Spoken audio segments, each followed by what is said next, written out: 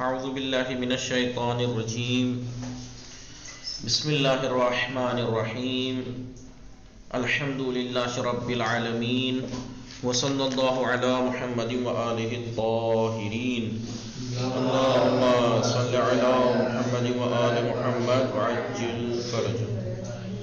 السلام علیکم ورحمۃ اللہ وبرکاتہ. وعلیکم السلام ورحمۃ اللہ. خیریت سے آپ سب لوگ ٹھیک ہیں؟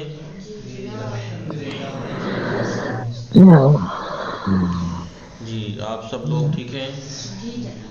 انما فاطمہ جی انما فاطمہ اور گلشن زہرا، فیروز فاطمہ، ہینا میم، فاطمہ زہرا، نسرین میم، نہال، آپ ٹھیک ہیں؟ نہال، نکہت میں روحی میم، ثانیہ زہرا، مونیس، شیشما میم اور رئیس، آپ سب لوگ ٹھیک ہیں؟ افنان، علی عباس، جوہر، وسیم صاحب ٹھیک ہیں آپ لوگ؟ تیسرا سبق جو ہمارا آج شروع ہونا ہے آداب اسلامی میں، کتاب آداب اسلامی میں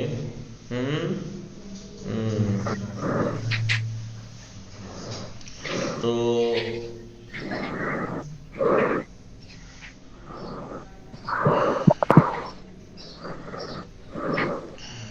آج تیسرا درس اس کا شروع ہونا ہے. تیسرا درس ہے استاد اور شاگرد کے مشترکہ فرائض اور آداب. جی مشترکہ یعنی دونوں کی، استاد اور شاگرد کی آپسی آداب کیا ہیں، جی کن چیزوں کا لحاظ رکھنا چاہیے. ٹھیک ہے،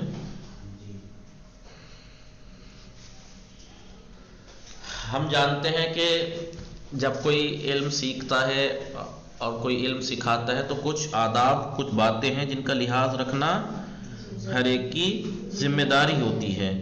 ٹھیک ہے، لہذا انہی آداب کے بارے میں، انہی چیزوں کے بارے میں جن کا لحاظ رکھا جاتا ہے، ان کے بارے میں جی آج گفتگو کی جا رہی ہے. ٹھیک ہے،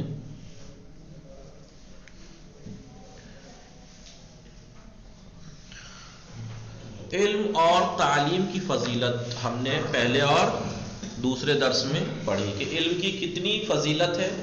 آپ نے سوچا، دھیان دیا، پڑھا کہ علم کی فضیلت سب سے زیادہ ہے دنیا میں، سب چیزوں سے، دولت کمانے سے بھی زیادہ، ہر چیز سے زیادہ اہمیت اور فضیلت علم حاصل کرنے کی. علم اور تعلیم کی فضیلت سے یہ بخوبی آگاہی کے بعد، اچھے سے ہم نے جانکاری حاصل کی، اس کے بعد مناسب ہے کہ تعلیم کے دوران جن آداب کا خیال رکھنا ضروری ہے ان کو بھی بیان کر دیا جائے. جب ہم علم حاصل کرتے ہیں تو ہماری کیا ذمہ داریاں بنتی ہیں ان کو بھی بیان کیا جائے. چنانچہ شہید ثانی نے ان آداب اور فرائض کی 3 قسمیں بیان کی ہیں. وہ آداب جو تعلیم حاصل کرتے وقت، علم حاصل کرتے وقت ذمہ داریاں بنتی ہیں، ان ذمہ داریوں کو 3 حصوں میں تقسیم کیا ہے. نمبر 1، استاد اور شاگرد کے مشترکہ آداب و فرائض، دونوں کی کیا ذمہ داری ہیں، وہ دونوں کی. دوسرا، استاد کے خصوصی آداب و فرائض، استاد کے کیا آداب ہیں، کیا ذمہ داریاں ہیں. تیسرا، طالب علم شاگرد کے خصوصی آداب اور فرائض. کچھ وہ ہیں جو استاد سے مخصوص ہیں، کچھ وہ ہیں آداب اور فرائض اور ذمہ داریاں جو شاگرد سے مخصوص ہیں، کچھ ایسی ہیں جو دونوں میں مشترک ہیں، دونوں کو جن چیز کا خیال رکھنا پڑے گا. جی تو 3 حصے ہوئے. آواز آ رہی ہے میری آپ لوگوں کو؟ جی. شہید ثانی نے جو یہ فرائض، ذمہ داریاں اور آداب بیان کی ہیں وہ 3 حصوں میں تقسیم کیا ہے. کچھ آداب، قاعدے قانون اور ذمہ داریاں ایسی ہیں جو استاد اور شاگرد دونوں کو خیال رکھنی ہے. کچھ ایسی ہیں جو فقط استاد کو خیال رکھنا ہے، کچھ ایسی ہیں جو فقط شاگرد کو خیال رکھنا ہے. ان چیزوں کی ذمہ داری نبھانی ہے. ٹھیک ہے، آواز آ رہی ہے سب کو؟ غور سے سنیے گا. سب سے پہلے مشترکہ فرائض اور آداب، سب سے پہلے جو دونوں میں مشترک ہیں، استاد اور شاگرد دونوں کو جن کا ایک خیال رکھنا چاہیے، جن چیزوں کا، ان میں سے دیکھیے تعلیم و تدریس کے دوران علم حاصل کرنا اور پڑھانے کے دوران استاد اور شاگرد کے لیے مندرجہ ذیل نیچے دی ہوئی 6 چیزوں کا خیال رکھنا ضروری ہے. سب سے پہلے استاد ہو یا شاگرد، دونوں کو کی نیت خالص ہونی چاہیے. دونوں کی نیت خالص ہونی چاہیے، ریاکاری نہیں ہونی چاہیے یا کوئی اور وجہ نہیں ہونی چاہیے. کبھی استاد کا نیت ہو کہ مجھے تو کمانے کے لیے کرنا ہے، اور شاگرد کی کہ مجھے پڑھ کے دوسروں سے کمانا ہے، جی دنیا نہ ہو. بس اسلام نے مسلمان کو زندگی کا ہر نیک کام خلوص نیت اور قربتاً اللہ انجام دینے کی تاکید کی. آپ سب جانتے ہیں کہ اسلام کے جتنے بھی احکام ہیں، یہاں تک کہ وہ کام جو انسان کے روز مرہ کے ضروری کام ہیں، جن کو تو انجام دینا ہی ہے، جن کے انجام دینا نہ دینا اس کے لیے مباح ہے. کپڑے دھونا کوئی عبادت تھوڑی ہے، لیکن یہی کام آپ قربت اللہ کی نیت سے کیجئے، اللہ اس پہ بھی ثواب دے دیتا ہے. آپ کپڑے دھونے بیٹھے، روزمرہ کے کام گھر میں آپ کرتی ہیں، برتن دھونے کا ٹائم ہو گیا، برتن دھونے جا رہی ہوں قربت اللہ، دل میں نیت کی کہ میں اللہ کے لیے کرنے جا رہی ہوں. وہی برتن جو آج تک روز دھو رہی تھیں آپ، اب آپ نیت کر کے کہ میں اللہ کے لیے کرنے جا رہی ہوں، اللہ اس پہ ثواب دینا شروع کر دے گا. جی آپ دیکھیں کتنا میں غور کر رہے ہیں میرے باتوں پر آپ لوگ. وہ کام جو صبح سے لے کر رات تک آپ لوگ کرتے ہیں، جی جو ظاہراً واجب نہیں ہے، جی لیکن آپ انہی کو اللہ کے لیے کہ میں قربت اللہ، میں اللہ کی رضا کے لیے کام کرنے جا رہی ہوں یا کرنے جا رہا ہوں مثلا، تو اللہ اسی کو عبادت شمار کرتا ہے. آپ برتن دھونے جا رہی ہیں صبح کو اٹھ کے کہ برتن دھونے قربت اللہ، بچوں کو آمادہ کرنے جا رہی ہوں قربت اللہ، دل میں نیت کر کے میں اللہ کے لیے کر رہی ہوں، اللہ اس پہ ثواب دینا شروع کر دے گا. گھر کی صفائی کرنی ہے قربت اللہ، دل میں نیت کر کے میں اللہ کے لیے رضا اور خوشنودی کے لیے کرنے جا رہی ہوں. تو ہر کام جب انسان یہ عادت ڈال لے گا اپنے اندر کہ میں اللہ کے لیے کرنے جا رہا ہوں، تو اس کے 2 فائدے ہیں. آواز آ رہی ہے آپ لوگوں کو یا نہیں؟ آج تک کیونکہ آف لائن تو یہ 5-6 لوگ ہیں یہ، لیکن آن لائن جتنے بھی ہیں آغا نہال کو چھوڑ کر سب لیڈیز ہیں. آپ صبح سے لے کر شام تک گھر کے سارے کام کرتے ہیں، ٹھیک ہے، نارملی طور سے کرتے آ رہے تھے، لیکن آج سے آپ ان کاموں کو نارمل نہیں کریں گی.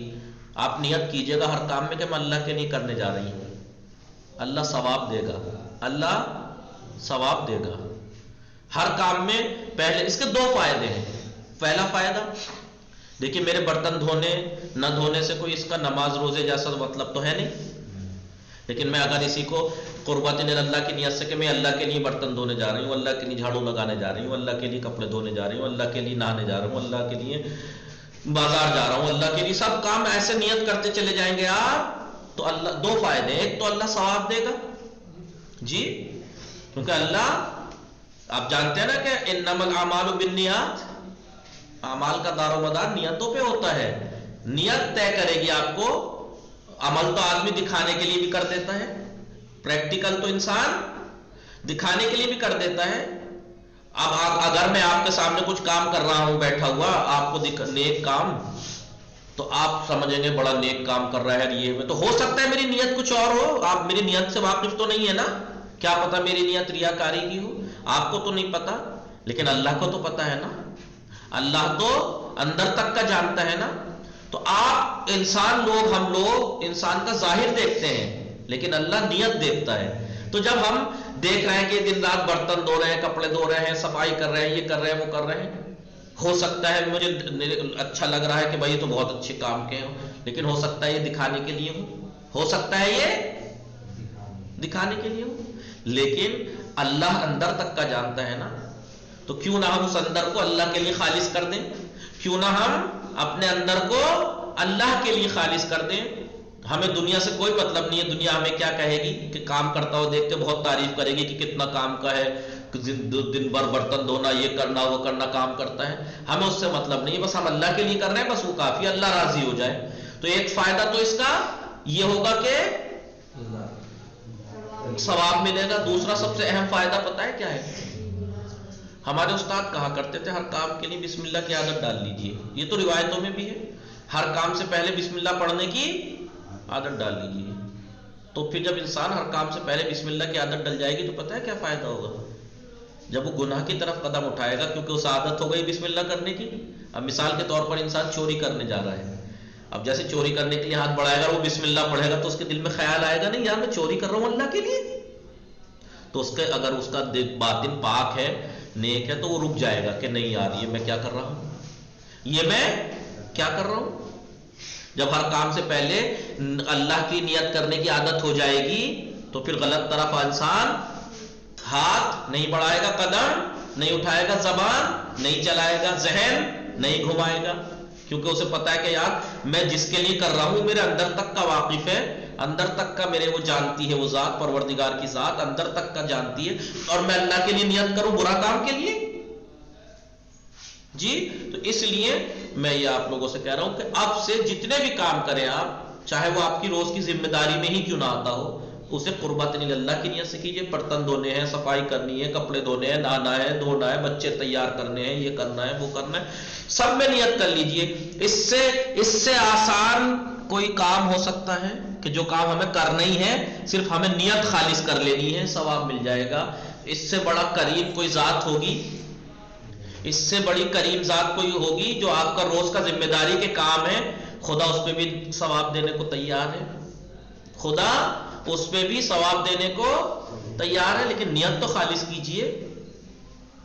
جی سمجھ میں آ رہا ہے؟ آپ آج سے یاد رہے گا آپ کو، آپ لوگ نیت کریں گے ہر کام سے پہلے کہ میں یہ اللہ کی رضا خوشنودی کے لیے کر رہی ہوں یا کر رہا ہوں.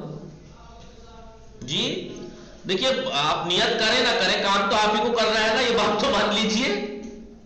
جی آپ نیت کریں نہ کریں کام تو آپ ہی کو کرنا ہے نا کرنا، اور جب ہمیں کرنا ہی ہے تو پھر اللہ کے لیے نیت خالص کرنے میں کیا جا رہا ہے.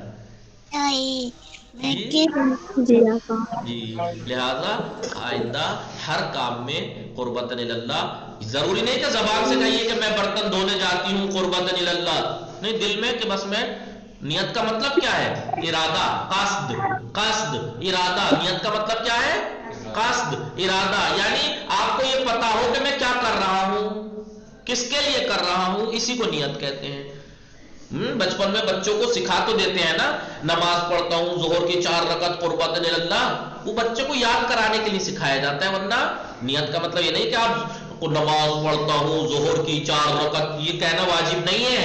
آپ کو بس یہ پتا ہونا چاہیے میں کیا کر رہا ہوں اور کس کے لیے کر رہا ہوں، بس میں ظہر کی نماز پڑھ رہا ہوں اللہ کے لیے پڑھ رہا ہوں، کافی ہے. یہ نیت ہے. نیت کا مطلب کیا؟ قصد، ارادہ. لہذا آپ ارادہ کر سکتے ہیں، ارادہ کر، اور بغیر ارادے کے تو کوئی کام انسان کرتا نہیں ہے. آپ اگر برتن دھونے کے لیے کھڑے ہو رہے ہیں تو آپ کے ذہن میں بات آئی نہیں کہ مجھے برتن دھونے ہیں، ارادہ کیا آپ نے، بس اسی میں کو تھوڑا سا اور بڑھا دینا، میں اللہ کے لیے کرنے جا رہی ہوں. جی اللہ کے لیے میں کپڑے دھونے جا رہا ہوں، اللہ کے لیے نہانے جانا ہے، اللہ کے لیے جا رہا ہوں. یہی کام آپ اگر یہ کرنے لگیں گے اللہ کے لیے تو یہی آپ کی عبادت بن جائے گی. چلتے پھرتے آپ کا چلنا پھرنا، سونا اٹھنا بیٹھنا سب عبادت ہو جائے گا، سب عبادت ہو جائے گا. کتنا ہارڈ کام ہے، زبان بھی نہیں ہلانی اتفاق سے. نیت میں تو، نیت میں زبان ہلانا واجب تھوڑا ہی ہے. آپ دل میں قصد کر لیجئے میں کیا کرنے جا رہی ہوں، کیا کرنے جا رہا ہوں، اور کس کے لیے کرنے جا رہا ہوں، اور کیوں کرنے جا رہا ہوں، بس کافی ہے. اتنا آپ کا ذہن ہونا چاہیے، توجہ ہونی چاہیے، یہی نیت ہے. پھر آپ کا ہر کام عبادت بن جائے گا. 2 فائدے ہیں، ایک تو ہر کام عبادت بن جائے گا، دوسرا پھر غلط طرف قدم نہیں اٹھائے گا. آئیے لہذا خلوص نیت ہر چیز میں، اسلام نے مسلمان کو زندگی کا ہر نیک کام خلوص نیت اور قربت اللہ انجام دینے کی تاکید کی ہے. اسلام نے ہر کام کو خالصتاً لوجہ اللہ، خلوص نیت سے انجام دینے کی تاکید کی ہے. کیوں؟ کیونکہ صرف نیت کی بنا پر بڑے سے بڑا عمل معمولی اور حقیر ہو جاتا ہے. نیت آپ کی میں ڈیپینڈ کرتی ہے، انما الاعمال بالنیات، نیت ڈیپینڈ کرتی ہے. آپ کتنی اچھے کام انجام دے لیجئے، نیت آپ کی اچھی نہیں ہے تو کوئی کسی کام کا نہیں ہے. وہ کام آپ کروڑوں لوگوں کو کھانا کھلا دیجئے، لیکن اگر آپ کے دل میں یہ ہے خیال کہ اس سے میرا نام ہوگا، دنیا میری عزت کرے گی، تو سارا کام بیکار. آپ نے کروڑوں روپے خرچ کیے بیکار، کروڑوں روپے خرچ کیے کوئی فائدہ ہی نہیں، ان کو کچھ نہیں ملے گا. آپ قیامت کے دن روز محشر آپ کے ہاتھ میں جب حساب کتاب دیا جائے گا، آپ دیکھیں گے میں نے تو کروڑوں لوگوں کو کھانا کھلایا تھا، اس کا تو ثواب اس میں کہیں لکھا ہی نہیں ہے. تو جواب ملے گا کہ بھائی کھلایا تو تھا، لیکن اللہ کے لیے نہیں کھلایا تھا، وہ جس کے لیے کھلایا تھا اس سے لے لو، جس کے لیے کھلایا تھا اس سے لے لو ثواب جا کے. سمجھ میں آ رہی ہے میری بات؟ آپ میں کیا کہنا چاہ رہا ہوں؟ جی جی جی جی جی آئیے آئیے.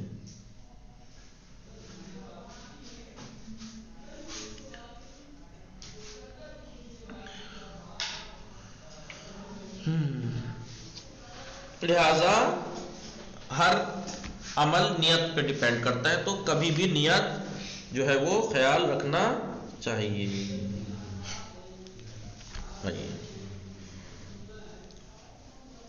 اور نیت ہی کی تبدیلی سے، نیت ہی کے بدلنے سے معمولی عمل بے حد عظیم بن جاتا ہے.